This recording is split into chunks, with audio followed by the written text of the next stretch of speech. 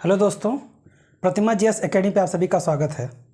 दोस्तों, मध्यकालीन भारत के इतिहास में तुगलक वंश के बारे में आज हम चर्चा करेंगे। साथियों, खिलजी वंश में जब अलाउद्दीन खिलजी की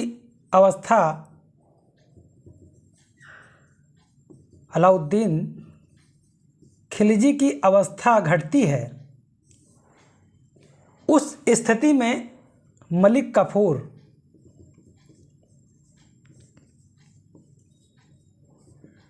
जो उनका सबसे चहेता सेनापति होता है, इसका प्रभाव अलाउद्दीन पर ज़्यादा पड़ जाता है और मलिक काफूर ने स्थिति को भांपते हुए देवल देवी को अपने पक्ष में कर लिया। देवल देवी को मलिका-ए जहाँ कहा जाता था। मलिका-ए जहाँ मतलब सुल्तान की बेगम। मलिका जहाँ को यानी देवल देवी को अपने पक्ष में कर लिया और मलिक काफूर को एक मौका मिल जाता है कि वह अलाउद्दीन के अंदर अपने परिवार के प्रति नफरत पैदा कर दे, और मलिक काफूर ने वही कार्य किया।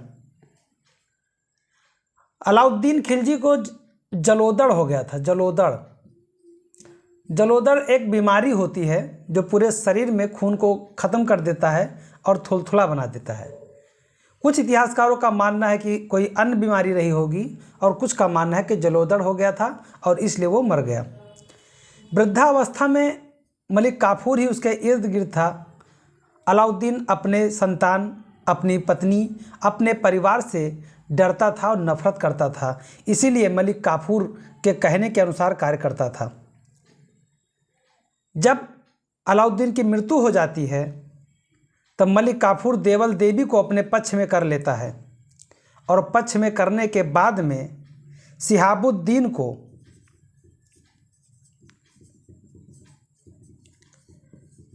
एक अल्पवयस्क होता है जो अलाउद्दीन का दूसरी बेगम से उत्पन्न पुत्र होता है, शिहाबुद्दीन को शासक बना देता है और बाकी सभी लोगों को मलिक काफूर मार देता है, क्योंकि मलिक काफूर इनका संरक्षक बन जाता है।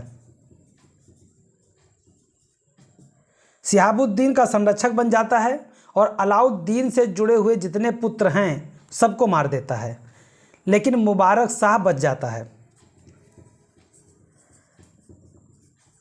मुबारक शाह को भी मारने के लिए मलिक काफूर जो अलाउद्दीन के अंगरक्षक थे, अलाउद्दीन के अंगरक्षकों को भेजता है कि जाइए आप मुबारक शाह को भी मार दीजिए, और कुछ टंके देने की बात करता है, साथ ही साथ पद की बात करता है। लेकिन जब ये अंगरक्षक मुबारक शाह खिलजी को मारने जाते हैं तो मुबारक शाह इन अंगरक्षकों को अपने पूर्वज के बारे में यानी अपने पिता के बारे में उनको याद दिलाता है कि हमारे पूर्वजों ने आप लोगों को कितना सम्मान और पद दिया और आज आप हमें मारने आए हैं। जितना आपको मलिक काफूर देंगे उससे कई गुना ज़्यादा इनाम मैं आपको दूंगा और उससे ऊंचे पद पे मैं आपको बैठाऊंगा भी। आप जाइए मलिक काफूर का सर काट करके हमारे सामने लाइए। ये अंगरक्षक मुबारक शाह की बातों को समझते हैं और जा करके मलिक काफूर का वध कर देते हैं।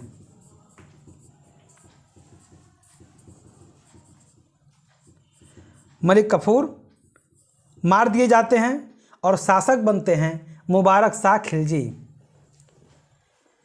मुबारक शाह खिलजी जब शासक बनते हैं तो जब तक अलाउद्दीन खिलजी रहते हैं, अलाउद्दीन खिलजी के बाजार नियंत्रण, अलाउद्दीन खिलजी का अपने इक़्तिदारों पर, अपने अमीरों पर, अपने पदाधिकारियों पर जो कड़ा नियंत्रण था, उन सब के विपरीत विरोध में ये कार्य करना चाहते थे, क्योंकि अलाउद्दीन खिलजी के निर्णय से सभी अमीर डरे हुए रहते थे।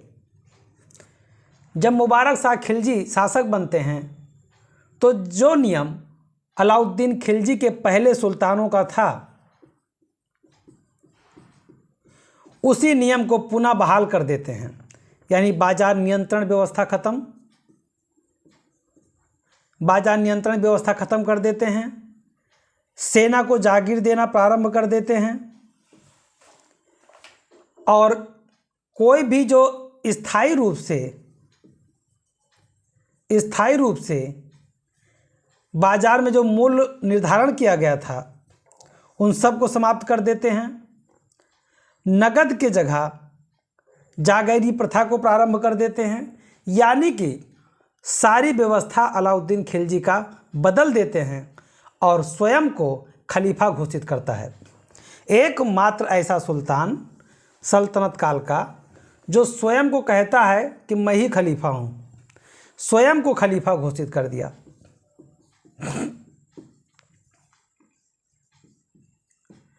ये प्रश्न आता है कि स्वयं को खलीफा कौन घोषित किया था, तो मुबारक शाह खिलजी ने किया था। मुबारक शाह खिलजी एक खुसरो शाह को बहुत ज़्यादा तवज्जो देता था, इसके बहुत करीब था। कहा जाता है कि ये भरे समाज में खुसरो को चुम्बन कर लेता था, आलिंगन कर लेता था और खुसरो को अपने काफ़ी करीब रखता था, मतलब अति स्नेह था। मुबारक शाह खिलजी कभी कभी दरबार में औरतों के कपड़ा पहन करके आ जाता था,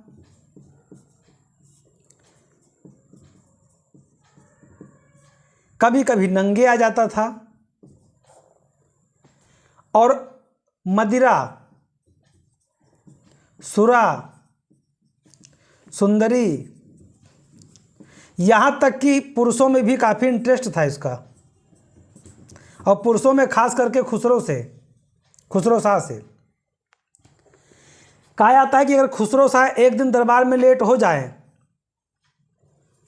तो ये नंगे ही दौड़ पड़ता था खुसरो शाह से मिलने के लिए। औरतों का कपड़ा पहनना इसको काफ़ी पसंद था। कुछ लोगों का मानना तो अलग अलग, इतिहासकारों ने तो अलग अलग बातें लिखी हैं, लेकिन खुसरो शाह मुबारक शाह खिलजी को मार देता है। एक मौका पाता है और मुबारक शाह खिलजी को मार करके खुसरो शाह शासक बन जाता है। कहा जाता है मुबारक शाह खिलजी यदि अपने को संभालता और अलाउद्दीन खिलजी के द्वारा प्राप्त साम्राज्य को संभालने की क्षमता रखता और खुसरो शाह से नज़दीकियां न रखता तो शायद एक बेहतर शासक हो सकता था, लेकिन वह धीरे धीरे विलासिता में इतना विलीन हो गया और खुसरो शाह पे निर्भर हो गया। अंत में मौका पाकर के खुसरो शाह ने उसे मृत्यु प्राप्त किया और स्वयं सुल्तान बन गया। जब खुसरो शाह सुल्तान बन गए, अलाउद्दीन के समय में एक सेनापति थे उनके, गाजी मलिक उत्तर पश्चिम में कई बार मंगोलों को पराजित भी किए थे। जब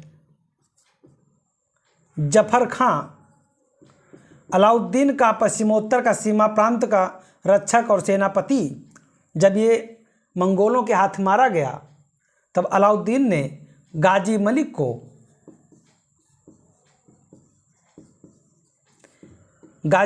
को पश्चिमोत्तर का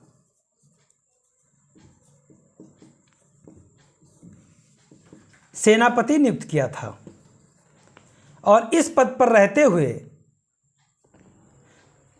उन्होंने कई बार मंगोलों को पराजित किया था। जब मुबारक शाह खिलजी को मार करके नासिरुद्दीन खुसरो शाह शासक बनता है तब गाजी मलिक कहते हैं इस्लाम खतरे में है।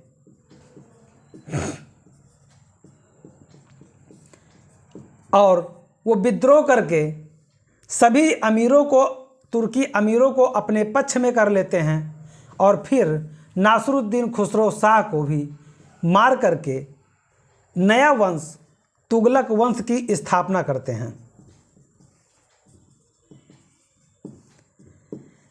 और नासिरुद्दीन खुसरो शाह को जब हटा देते हैं तब ये गाजी मलिक गयासुद्दीन तुगलक के नाम से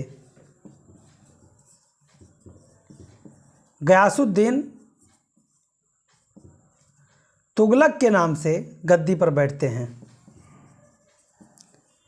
के नाम से गद्दी पर बैठते हैं। गयासुद्दीन तुगलक जब शासक बनते हैं तब स्थिति काफ़ी बदल चुकी होती है, यानी अलाउद्दीन की स्थिति में अमीरों का डरना और फिर क्षणिक रूप में मुबारक शाह खिलजी के बेवकूफ़ी के कारण अमीरों का फिर से खड़े हो जाना, इन दोनों के मध्य एक तरफ कठिन नियंत्रण और एक तरफ पूरी छूट, इन दोनों को समन्वित करना गयासुद्दीन तुगलक के लिए बहुत बड़ी चुनौती थी। गयासुद्दीन तुगलक ने एक नया वंश तुगलक वंश की स्थापना किया। इनकी उपाधि थी गाजी। गाजी की उपाधि उदाहरण किया गया था जब ये भर्ती हुए थे जलालुद्दीन खिलजी ने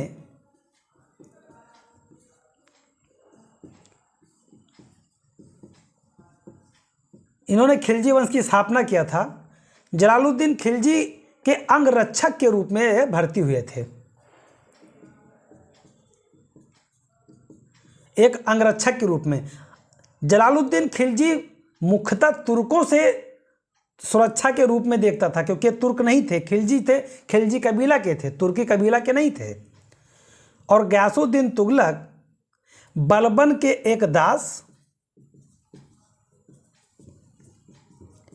और हिंदू माता से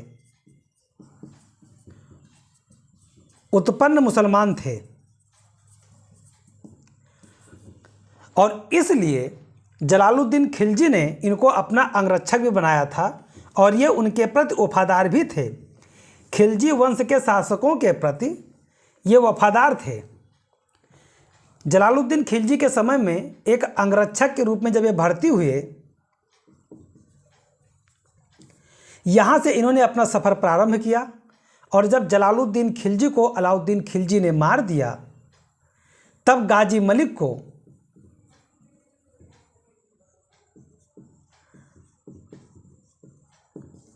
बड़े पद दिए गए और धीरे धीरे ये अपने दम पर विस्तार करते गए और एक समय उत्तर पश्चिम का सेनापति बना दिए गए, यानी उत्तर पश्चिम फ्रंट का सेनापति, और सीधे सुल्तान के नियंत्रण में आ गए और अपने बाहुबल से सुल्तान के अलाउद्दीन खिलजी के नज़रों में आ गए। लेकिन जब नासरुद्दीन खुसरो शाह जब ये सुल्तान बनते हैं और ये सुल्तान बनने के बाद बहुत ही पैसा लुटा देते हैं। कारण क्या है? नासरुद्दीन खुसरो शाह एक ऐसे मुसलमान थे जो ना तो तुर्क थे और ना ऐसी कबीला से स्थान रखते थे। इन्होंने मुक्त हस्त पैसे बांटे। कहा जाता है 5 लाख टंका निजामुद्दीन औलिया को भी इन्होंने दिया था।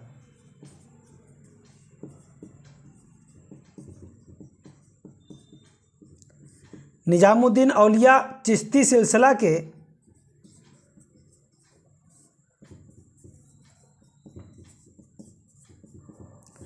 एक सूफी संत थे।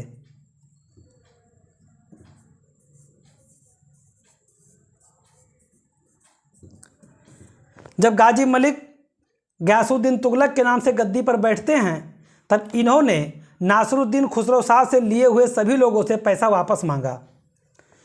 तो जिन लोगों ने पैसा दे दिया उनको बख्श दिया, जिन लोगों ने नहीं दिया उनको मार दिया। लेकिन निजामुद्दीन औलिया से जब मांगे तो इन्होंने कहा कि पैसा सार्वजनिक था,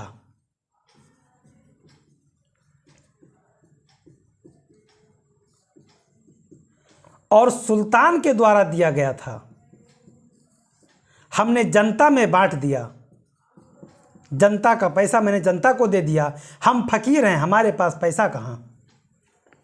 और इसी बात को लेकर के गयासुद्दीन तुगलक और निजामुद्दीन औलिया के बीच में मनमुटाव होने लगा।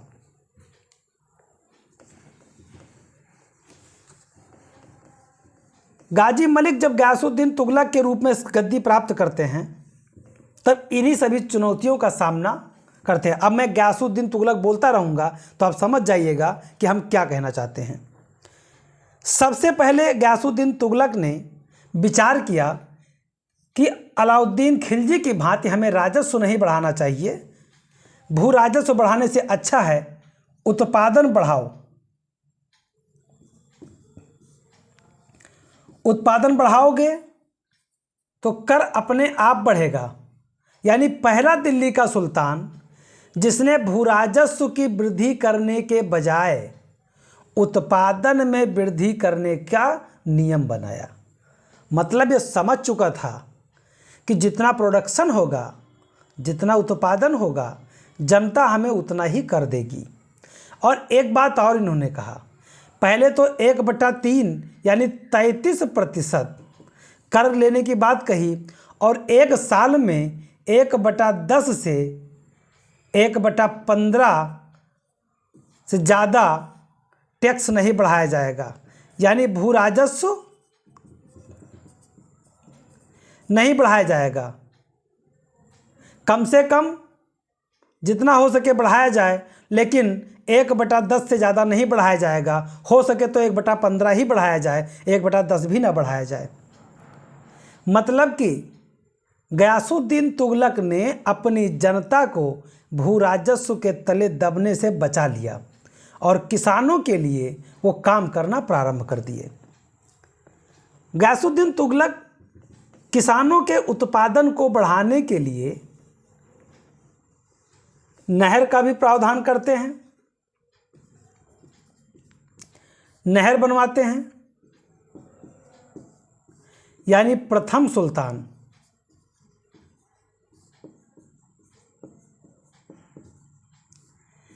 जिसने नहर बनवाने का कार्य प्रारंभ किया। प्रश्न आता है कि सल्तनत काल का ऐसा कौन सुल्तान है जिसने नहर प्रणाली को प्रारंभ किया? तो गयासुद्दीन तुगलक। गयासुद्दीन तुगलक ने प्रारंभ किया था और फिरोज शाह तुगलक बहुत ज़्यादा मात्रा में नहरों का विकास करेंगे, कुआं का विकास करेंगे और कई प्रकार के जो है सिंचाई व्यवस्था, राहों में चलने वालों के लिए बाग व्यवस्था, वो मैं फिरोज तुगलक पढ़ाऊंगा तो उसमें बताऊंगा। नहर प्रणाली को भू राजस्व में वृद्धि के बजाय उत्पादन में वृद्धि की बात करते हैं और साथ ही साथ उत्पादन में वृद्धि हो इसके लिए नहर निर्माण को प्रोत्साहन देते हैं। सड़क निर्माण का कार्य भी गयासुद्दीन तुगलक के द्वारा किया जाता है और सबसे महत्वपूर्ण डाक व्यवस्था को मजबूत किया जाता है।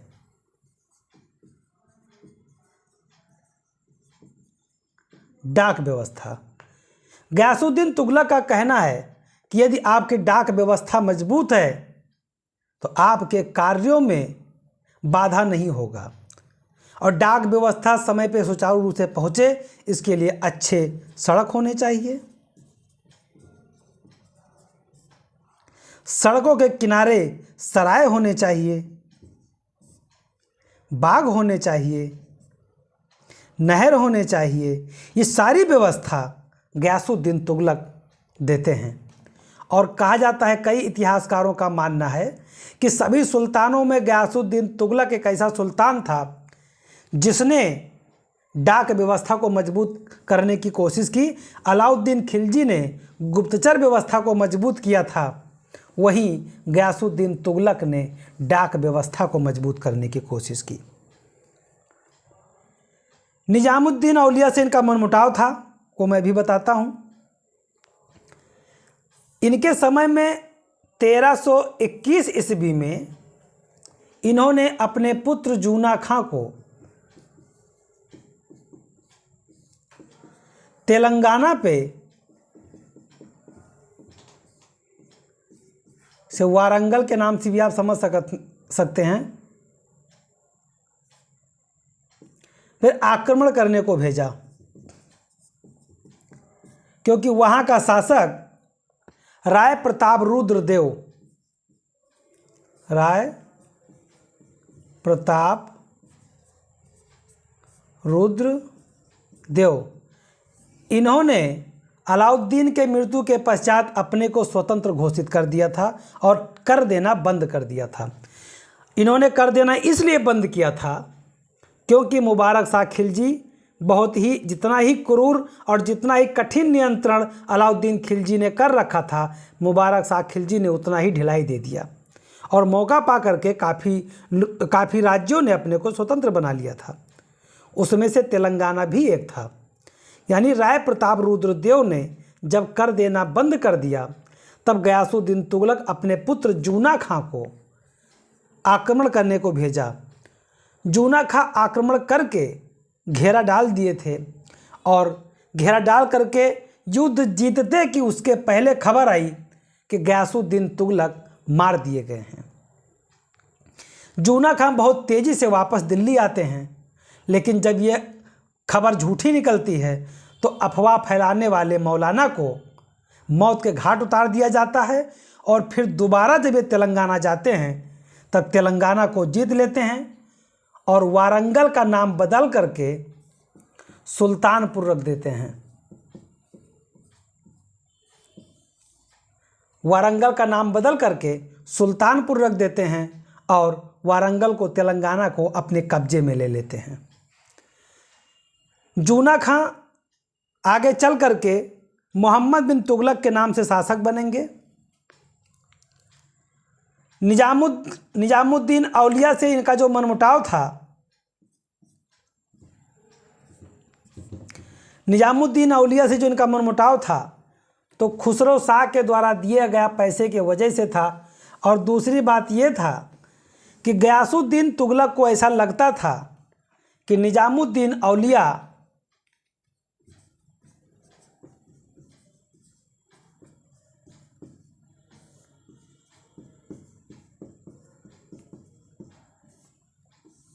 कोई षड्यंत्र रच रहे हैं, क्योंकि गयासुद्दीन का पुत्र जूना खां निजामुद्दीन औलिया का बहुत बड़ा भक्त था और ये गयासुद्दीन तुगलक को पसंद नहीं था। कहा जाता है कि निजामुद्दीन औलिया ने जूना खां को एक बार कहा था कि तुम शीघ्र ही सुल्तान बनने वाले हो, और ये खबर जब गयासुद्दीन तुगलक को मिली तो एकदम तिलमिला गया और ये बंगाल के अभियान में जब गया, बंगाल में बुगरा खां का पुत्र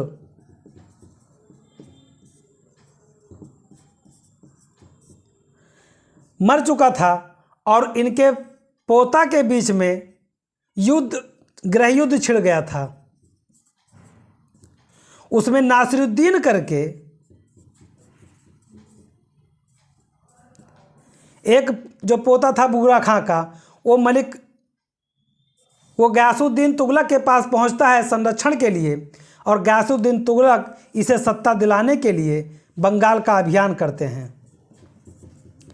और बंगाल का अभियान जीतने के बाद नासिरुद्दीन को वहाँ सुल्तान बनाकर, वहाँ का सूबेदार बना करके जब वापस होते हैं, तब कहा जाता है कि गयासुद्दीन तुगलक निजामुद्दीन औलिया से कहते हैं, संदेश भिजवाते हैं कि मेरे दिल्ली पहुँचने तक आप दिल्ली छोड़ दें। और जवाब में निजामुद्दीन औलिया कहते हैं, हुनूज दिल्ली दूर अस्ति। एक तो ये मिलता है और एक मिलता है हुजूर दिल्ली दूर अस्ति।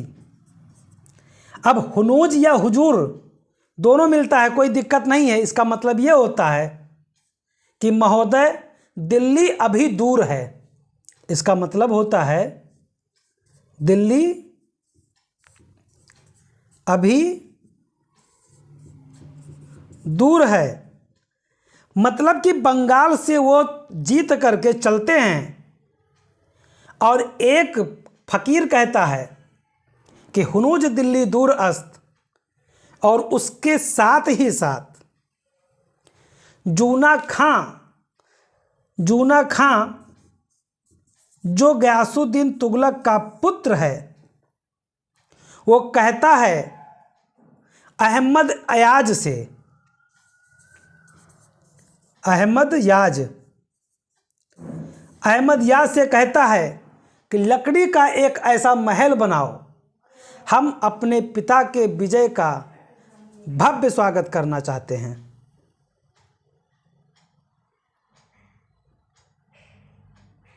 हम अपने पिता का भव्य स्वागत करना चाहते हैं।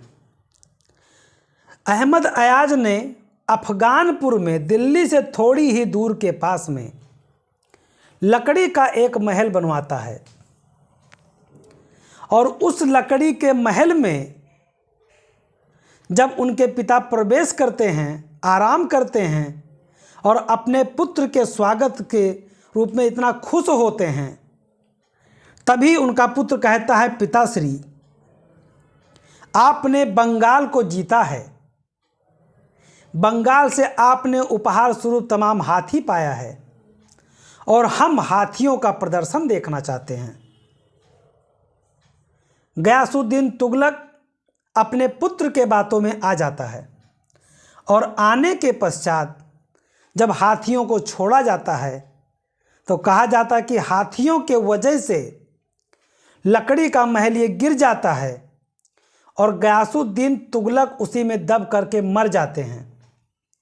साथ ही जूना खां, उसका शिल्पकार अहमद याज, ये सभी लोग बच जाते हैं।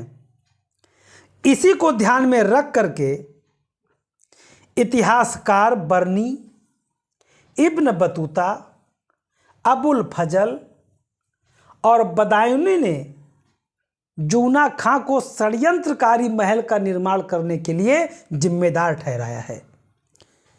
उन लोगों का कहना है कि गयासुद्दीन तुगलक को मार करके उनके पुत्र ने सत्ता प्राप्ति की लालसा दिखाई और या तो सत्ता प्राप्ति की लालसा ना भी रही होगी तो निजामुद्दीन औलिया के बताए गए सुल्तान की पद को लेकर लालसा जगी होगी। कारण कोई भी रहा हो, जिम्मेदार जूना खां को ही माना गया। यानी अफगानपुर के लकड़ी के महल में गिर जाना और उनका दबकर मर जाना, साथ ही जितने गयासुद्दीन के जो है वफादार सैनिक थे वो साथ में मर गए। यानी ये कहावत सिद्ध होती है कि हुनूज दिल्ली दूर अस्ति, अर्थात दिल्ली अभी दूर है। साथ ही जूना खां को आशीर्वाद देना कि आप शीघ्र ही सुल्तान बनने वाले हो। कहीं ना कहीं निजामुद्दीन औलिया का दिया गया अभिशाप या जूना खां का महत्वाकांक्षा कारण कोई भी जिम्मेदार पिता के मृत्यु का जूना खां को माना गया और जूना खां सुल्तान बने। गयासुद्दीन तुगलक की मृत्यु हो जाती है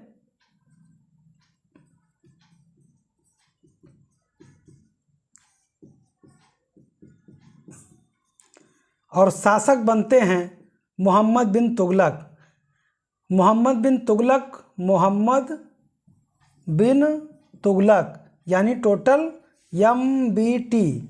MBT से याद रखिएगा। यानी मोहम्मद बिन तुगलक, इनका मूल नाम जूना खां या फखरुद्दीन करके इनका नाम था। इनकी उपाधि थी उलूग खां। ये सभी सुल्तानों में सबसे विद्वान था, सबसे ज़्यादा विद्वान था। ये बहुत पढ़ा लिखा था, इसीलिए इसे पढ़ा लिखा मूर्ख कहा जाता था। पढ़ा लिखा मूर्ख या विद्वान मूर्ख। कुछ इतिहासकारों ने कहा है कि यह पागल था,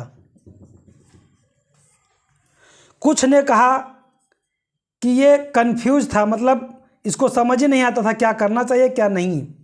और कुछ इतिहासकार जो समझदार थे उन्होंने कहा कि ये काफ़ी अग्रसोची था, लेकिन जनता का साथ नहीं मिला। ये ज़्यादा सही है। वैसे हर विद्वान का अपना अपना कहना है, लेकिन जब आप पूरा पढ़ेंगे मोहम्मद बिन तुगलक को तब आप समझ पाएंगे कि वो क्या था। आपकी अपनी ओपिनियन का होती है, उस पर विचार कीजिएगा। जो आपको सही लगता है सबको बताने के बाद आप उनके बारे में भी बताएंगे कि आपका राय क्या है। मेरा व्यक्तिगत राय तो यही है कि वह काफ़ी बुद्धिमान था और समय से पहले काफ़ी अग्रसोची था, लेकिन यदि जनता का साथ प्राप्त हुआ होता तो भारत का इतिहास कुछ और होता। लेकिन जो कि जनता को मोहम्मद बिन तुगलक नहीं समझ पाए और जनता निरक्षर थी, उसको ये समझ नहीं सके, अतः इनकी जो योजनाएं थीं वो फेल हो गईं। मोहम्मद बिन तुगलक के समय में एक मोरक्को का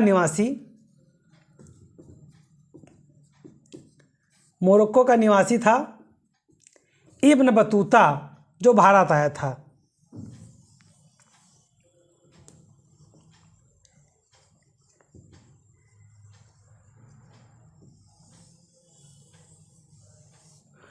यहाँ पे यह दक्षिण अफ्रीका मतलब अफ्रीका महाद्वीप है, और अफ्रीका महाद्वीप के इस कोने पर एक देश है मोरक्को, और यहीं का निवासी यहाँ पे समझ लो भारत है। इतनी दूर से यात्रा करते हुए इब्न बतूता हमारे भारत में आए थे मोहम्मद बिन तुगलक के समय में। इन्होंने एक यात्रा वृत्तांत लिखा है, उसका नाम है रेहला। इस पुस्तक में एमबीटी का यानी मोहम्मद बिन तुगलक का संपूर्ण जानकारी प्राप्त होता है, और जो कुछ इसमें नहीं मिलता है वो कई अन्य बुकों से मिल जाता है जो पूर्ण हो जाता है। लगभग जानकारी इसमें मिल जाता है। इब्न बतूता 14 साल रहा है मोहम्मद बिन तुगलक के यहाँ। 14 साल एक लंबा कार्यकाल होता है, और 14 साल किसी सुल्तान के दरबार में रहना, उसके बाद एक किताब लिखना, तो मुझे नहीं लगता है कि वो किताब अपने यहाँ आकर के अपने देश में लिखता है, तो कोई दबाव भी नहीं था, इसलिए इनकी किताब में जो लिखी गई बातें हैं वो लगभग सत्य मानी जाती हैं। मोहम्मद बिन तुगलक इतना योग्य था, इतना पढ़ा लिखा था कि वो अपने देश में एक नई प्रकार की प्रवृत्ति को लाना चाहता था। इसलिए उसने कुछ प्रमुख योजनाएं चलाई। आपको योजनाएं ये क्रमशः याद रखनी है। मेरा यहाँ पे पहले लिख देने का मतलब यही है कि जब आप इसे क्रमशः याद रखेंगे तो एग्जाम में आता है कि निम्नलिखित प्रमुख योजनाओं को मोहम्मद बिन तुगलक के द्वारा चलाया गया था, इसे क्रमानुसार व्यवस्थित कीजिए। क्रमानुसार व्यवस्थित कीजिए, ऐसे प्रश्न आते हैं। तो आपको पता होना चाहिए पहले क्या चलाए। पहले इन्होंने दोआब में राजस्व की वृद्धि किया, यानी कि दोआब में कर वृद्धि किया 1325 ईस्वी में। उसके बाद राजधानी परिवर्तन करते हैं 1326-27 ईस्वी में। उसके बाद सांकेतिक मुद्रा का प्रचलन करते हैं 1329 ईस्वी में। उसके बाद खुरासान अभियान या कराचिल अभियान का योजना बनाते हैं 1330 से 1331 के आसपास। यानी ये जो 4 योजनाएं हैं, अगर कारगिल का कराचिल का अभियान अलग कर दिया जाए तो ये 5 हो जाती हैं। कई बुकों में आपको यही चीज़ें, कराचिल का अभियान लिख देंगे 5 नंबर पे तो 5 हो जाता है, और कहीं पर ये 4 के आधार पे भी 5 लिख दिया जाता है। इसीलिए हमने यहाँ पे 5 नहीं लिखा ना 4 लिखा, मैंने प्रमुख योजना लिख दिया है। अब नंबर 1 योजना हम उठाते हैं, दोआब में कर वृद्धि। दोआब में कर वृद्धि क्यों किए थे? मैंने बताया कि गयासुद्दीन तुगलक राजस्व वृद्धि के अपेक्षा उत्पादन वृद्धि को तवज्जो देते थे।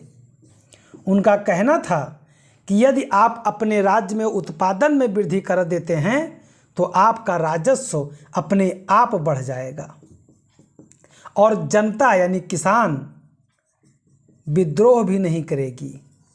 भाई जब ज़्यादा अभी 10 रुपया मेरे पास है तो आप 4 मांग रहे हो, हमने दे दिया। लेकिन अब 10 ही रुपया है, फिर आप 6 मांगोगे तो तकलीफ होगी। लेकिन अभी 10 है तो आपने 4 मांगा, दे दिए। कल मेरे पास 14 हो गया, अब आप 6 मांग रहे हो तो हमें देने में हर्ज नहीं है। अभी तक हमको 10 में से 6 बचते थे, अब 14 में से 8 बचेगा तो हम आपको 6 आसानी से दे सकते हैं। लेकिन अगर 10 में से ही 6 मांगोगे तो कहाँ से देंगे? इस प्रवृत्ति को गयासुद्दीन तुगलक समझ चुके थे। अब समझना था एमबीटी को, एमबीटी नहीं समझ पाए। एमबीटी को लगा कि दोआब स्थान विशेष को देख करके कर वृद्धि उन्होंने किया था, गलत तो नहीं किया था। जब वो कर वृद्धि के लिए बोले थे तब गंगा यमुना जो दोआब है, इसे ही दोआब कहा जाता है। जो ये गंगा नदी और यमुना नदी, ये भूमि जो इसके बीच की बहुत उपजाऊ थी, तो 1/10 कर या 1/20 अगर बढ़ा देना, अगर 100 पैसा में से 20 पैसा बढ़ा दिया गया, 10 पैसा बढ़ा दिया गया तो कोई बहुत बड़ी बात नहीं थी। लेकिन जब कर बढ़ाया गया था तब यहाँ उपजाऊ तो थी, लेकिन कोई भी नियम एक बैग बनता है और तत्काल इम्प्लीमेंट नहीं हो जाता है। नियम बना और उसी साल पड़ गया अकाल। जब अकाल पड़ गया और ये जानकारी यहाँ के जो इक्तादार थे,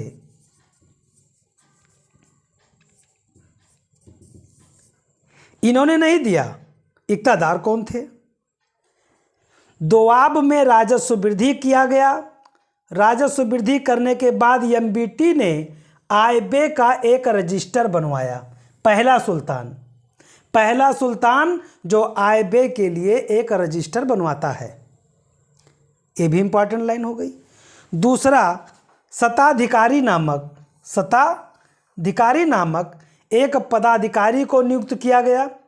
शताधिकारी का मतलब ये था कि 100 गांव को इनके नियंत्रण में रखा गया। ऐसे ही 100 गांव करके शताधिकारी नियुक्त किए गए, मतलब हर 100 गांव पर एक शताधिकारी नियुक्त किया गया। राजस्व वसूलने के लिए पूरे दोआब में शताधिकारियों की नियुक्ति की गई। और प्रसिद्ध सूफी शेख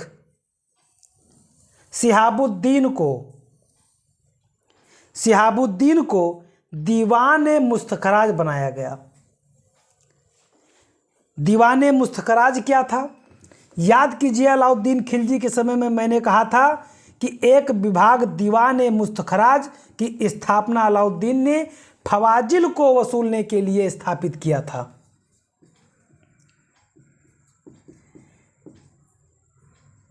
फवाजिल होता था शेष राजस्व। यानी कि सूफी शेख शिहाबुद्दीन को नियुक्त किया गया।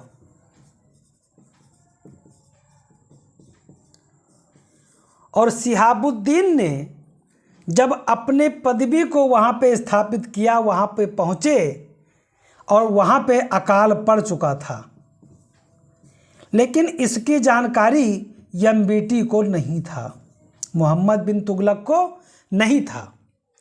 मोहम्मद बिन तुगलक को जब जानकारी प्राप्त हुआ कि दोआब में अकाल पड़ गया है, तब उन्होंने जो राजस्व की वृद्धि किया गया था वापस ले लिया। लेकिन ये वापस लिया गया जो बात था वो बड़े पदाधिकारी शिहाबुद्दीन तक रह गया, इन्होंने किसी को नहीं बताया। और प्रचलित लगान में 1/10 से 1/20 तक वृद्धि की गई। साथ ही साथ घरी कर और चरी कर को भी बड़ी सख्ती से वसूला गया। ध्यान रहे कि एक तो राजस्व में वृद्धि किया गया तो किया ही गया, साथ ही घरी कर और चरी कर यानी घर पे कर और चारागाह पे कर बहुत सख्ती से वसूला गया। जनता वहां की त्राह त्राह कर रही थी, लेकिन अधिकारी कोड़े मार मार के जनता से राजस्व वसूल रहे थे। और इसका केवल इतना मात्र कारण था कि जनता हिंदू थी। जब वहां पे राजस्व की वसूली में निर्दयता दिखाया गया, बर्बरता दिखाया गया, तब जनता के पास कुछ नहीं बचा, तब जनता ने विद्रोह कर दिया। और जब विद्रोह कर दिया तब वहाँ के जितने भी बड़े पदाधिकारी या मुस्लिम अधिकारी थे सबको मारा जाने लगा। किसानों ने हथियार उठा लिया और खेद खेद करके इन पदाधिकारियों को मौत के घाट उतार दिया। जब ये जानकारी एमबीटी को प्राप्त हुआ, मोहम्मद बिन तुगलक को प्राप्त हुआ, तब वो दोआब में जाने की कोशिश की, लेकिन अकाल के वजह से वो स्वयं वहाँ पहले नहीं पहुँचे।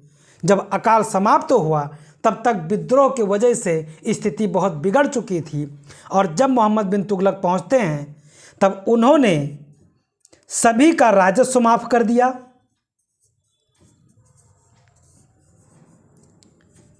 ध्यान रहे, ये जो आजकल के राजनेता भारत के किसान ऋण माफ़ करते हैं वो मोहम्मद बिन तुगलक से ही सीखे हैं। इन्होंने पहले तो राजस्व माफ़ किया, उसके बाद में तकाबी दिया। तकाबी का मतलब होता है अग्रिम ऋण, खेती करने के लिए अग्रिम ऋण दिया।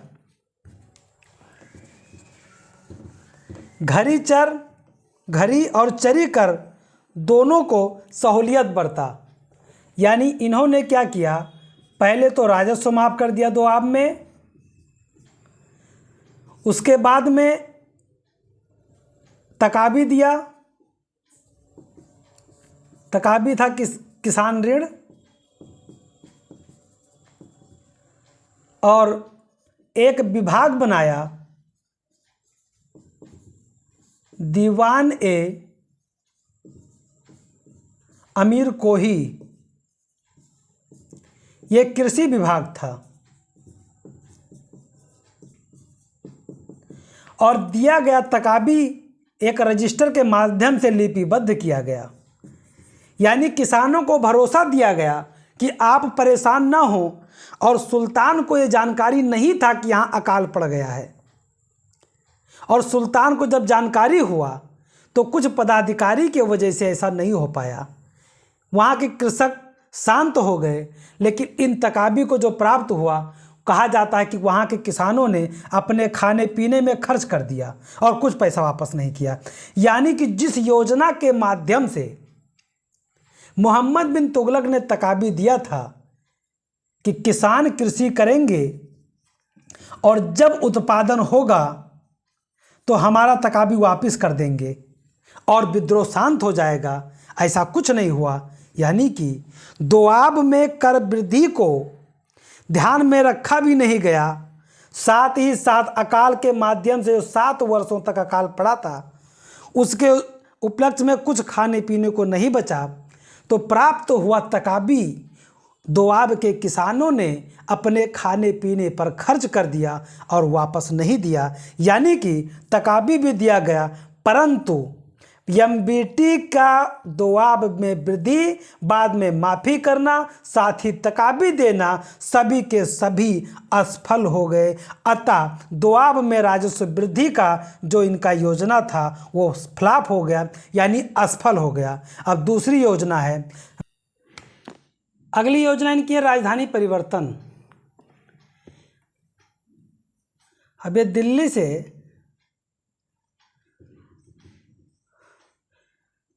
से यहाँ पे देवगिरी में राजधानी परिवर्तन करते हैं।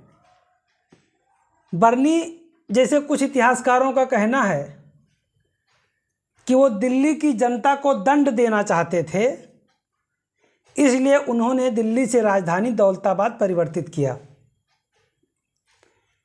इब्न बतूता कहता है कि दिल्ली की जनता मोहम्मद बिन तुगलक को गाली भरे पत्र लिखती थी और इसलिए मोहम्मद बिन तुगलक नाराज़ हो गए और वहाँ से राजधानी परिवर्तन कर दिए।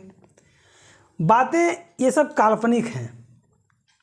कोई भी सुल्तान को गाली नहीं देगा, कोई भी सुल्तान जनता को दंड नहीं देगा, इसलिए दंड देना होगा तो बर्बरता दिखाएगा। राजधानी परिवर्तन करने का मकसद वो नहीं था।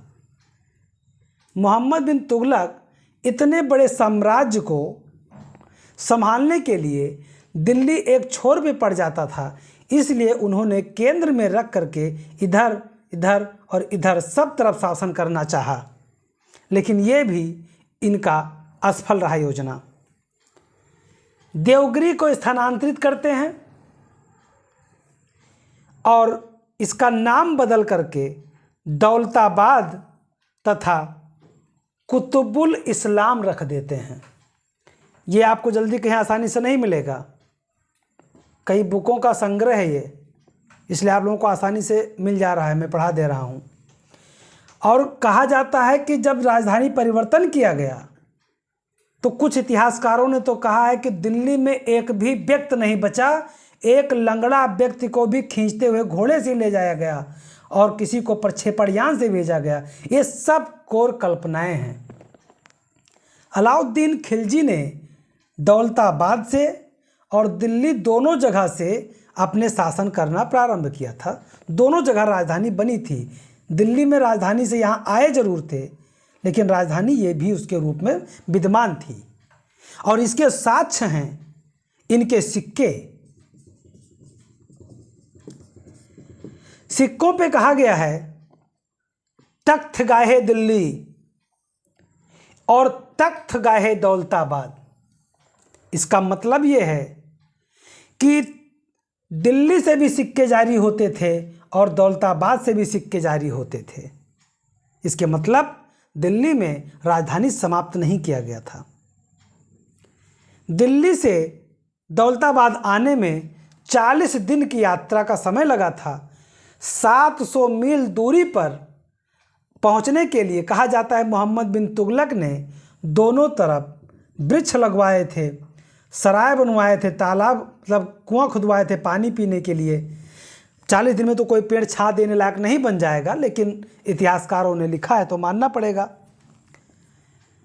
एक सूफी थे शेख बुरहानुद्दीन गरीब, ये निजामुद्दीन औलिया के शिष्य थे। इनको विवश किया गया था मोहम्मद बिन तुगलक के द्वारा कि जब हम दौलताबाद रहने चल रहे हैं तो आप भी चलिए वहाँ। ये चले तो आए, लेकिन जब राजधानी में पहुँचे दौलताबाद तो हर तरफ विद्रोह होने लगा और यहाँ की आबो हवा मोहम्मद बिन तुगलक को रास नहीं आई और आधे सैनिक यहाँ पहुँचते पहुँचते यहाँ के माहौल की वजह से मर गए। तब मोहम्मद बिन तुगलक को वापस दिल्ली जाना हुआ। तब शेख बुरहानुद्दीन गरीब और कुछ अन्य सूफी और उलेमा दिल्ली जाने से मना कर दिए, यानी ये वापस फिर दिल्ली भाग गए, या ये भी योजना असफल रही। मोहम्मद बिन तुगलक की सारी योजनाएं असफल ही थीं।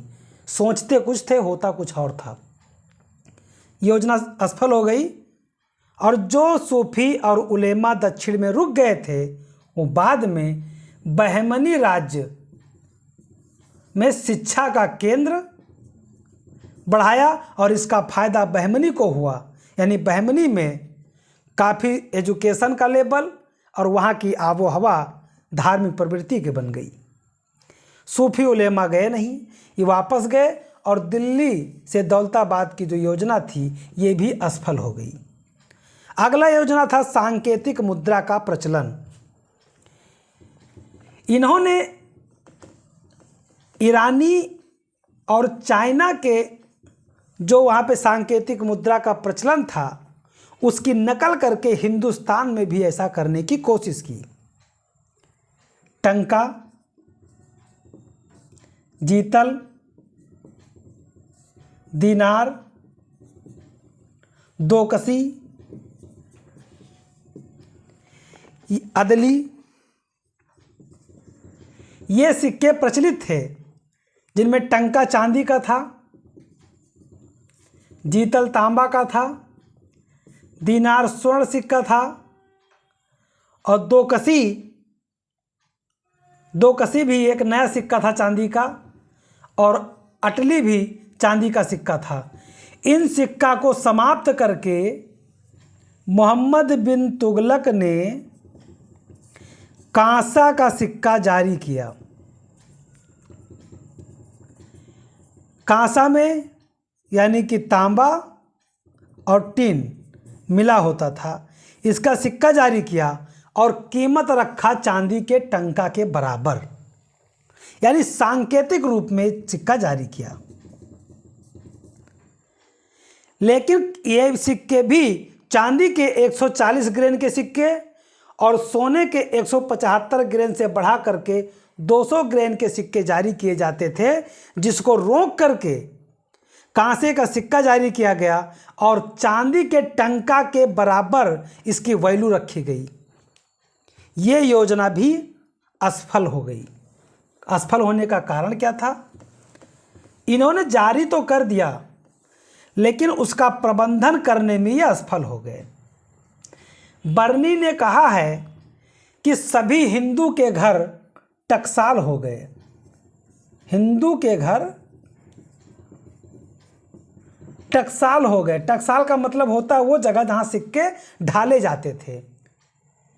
जो स्वर्णकार होते थे ये सिक्का ढालते थे। तो हुआ क्या कि इसमें कोई मोहर नहीं लगी थी और इसका प्रबंधन नहीं किया गया था। तो जितने लोग थे सबके घर में तांबा वांबा होता था, तो जा करके सुनार के घर पे कांसा का सिक्का बनवाने लगे और उसे मार्केट में जाते और सोना चांदी का सिक्का ला ला के लोग अपने पास रिजर्व करने लगे।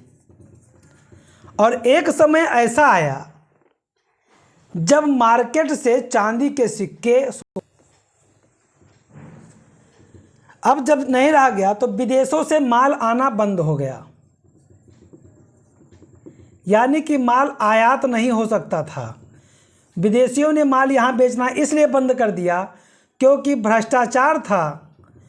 दाम चांदी का लगता था और मिलता उनको क्या था? नकली सिक्का। बाद में मोहम्मद बिन तुगलक को भी अपनी इस योजना को वापस लेना पड़ा और जितने लोगों के पास सिक्के थे कांसे का, उसको लेकर के चांदी का सिक्का दिया गया। यानी इसी रूप में एडवर्ड टॉमस ने कहा था मोहम्मद बिन तुगलक को कि धनवानों का राजकुमार है, यानी कि चांदी का सिक्का उस कांसे के बदले दिया गया और यानी पूरे समाज में जो स्थिति थी वो बहुत दयनीय हो गई, अराजकता पैदा हो गई। यानी कि सांकेतिक मुद्रा का प्रचलन भी असफल सिद्ध हुआ। अब इनका अंतिम है कराचिल अभियान। अगला पॉइंट है, यानी अगला इनका योजना था खुरासान एवं कराचिल अभियान। अब हुआ क्या था कि मध्य एशिया में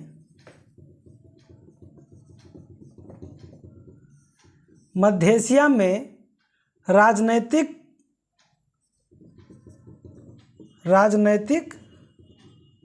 अस्थिरता आ गया था। यानी कह सकते हो कि राजनैतिक शून्यता आ गया था। राजनैतिक शून्यता, तो इसका लाभ उठा करके मिस्र के शासक, मिस्र, ईरान और भारत, यानी इन लोगों ने मिल करके मध्य एशिया यानी ट्रांस आक्सियाना में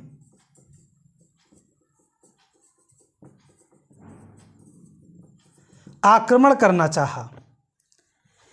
यानी कि तरमासरीन और मोहम्मद बिन तुगलक एकदम सीरियस हो गए कि चलो कब्जा कर लेते हैं पूरे मध्य एशिया में। और मोहम्मद बिन तुगलक ने 3,70,000 नए सैनिकों की भर्ती किया।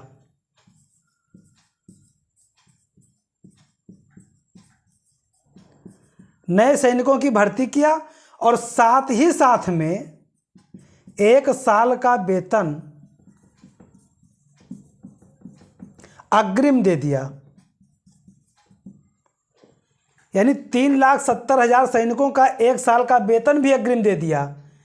लेकिन जैसे शुरू करते कि मध्य एशिया की राजनीति बदल गई और मिस्र और ईरान एक हो गए, भारत को दरकिनार कर दिए और मध्य एशिया में शासक दूसरे बन गए। यानी कि मोहम्मद बिन तुगलक ठगे से ठगे रह गए, ठगे से ठगे रह गए। क्या हो गया पता नहीं चला, पैसा खराब हो गया। अब ये सेना बना चुके थे तो कहाँ भेजते? कुछ सेना को तो ये भंग कर दिए और कुछ को कराची अभियान के लिए 1337-38 में भेज दिए। आधुनिक कुमायूं क्षेत्र है जो हिमालय की तराई पे, वहाँ पे आक्रमण करने के लिए भेजे। जस तस करके आक्रमण करके आ गए लोग, लेकिन ये भी योजना असफल रही। यानी कि मोहम्मद बिन तुगलक की सारी योजनाएं असफल रहीं और इनके आगे का चर्चा अगली क्लास में किया जाएगा। तब तक के लिए क्लास को समाप्त करते हैं। आप लोग शेयर करें, लाइक करें, सब्सक्राइब करें। धन्यवाद। जय हिंद, जय भारत।